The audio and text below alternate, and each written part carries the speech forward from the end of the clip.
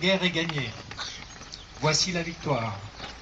C'est la victoire des Nations Unies et c'est la victoire de la France.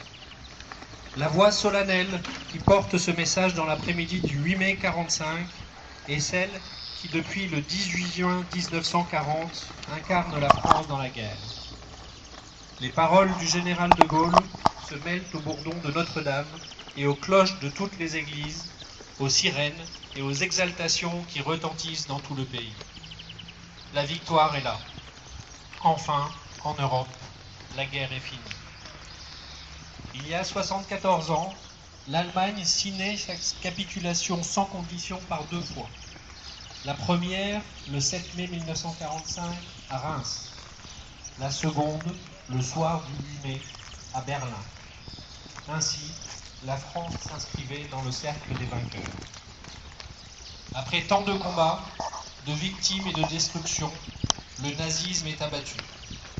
C'est la victoire sur une idéologie totalitaire, raciste et criminelle qui a mené la violence jusqu'à sa plus effrayante extrémité. La France exprime sa reconnaissance à toutes ses filles et à tous ses fils qui ont combattu pour la patrie. Les combattants de 1940, les Français libres, tous ceux qui ont répondu à l'appel de la résistance, les armées de Leclerc et de Delatte.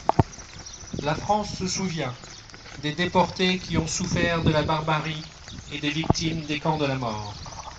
La nation n'oublie pas tous ceux qui ont subi les conséquences du conflit, les prisonniers, les victimes civiles, les veuves et les orphelins.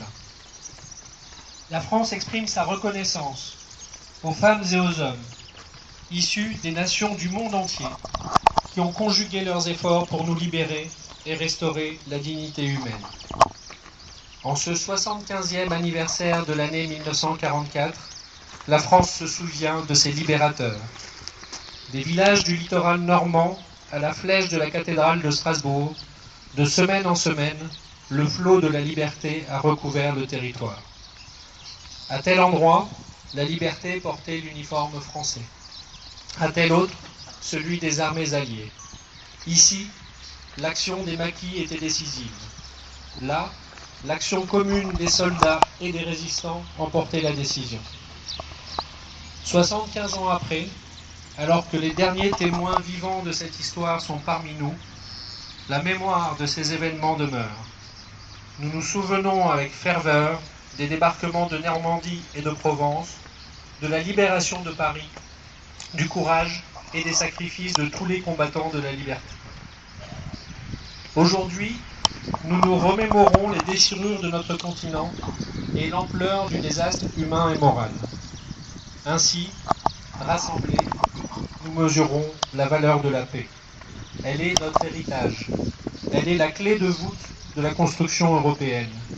Elle est notre raison de vivre ensemble. Préservons-la.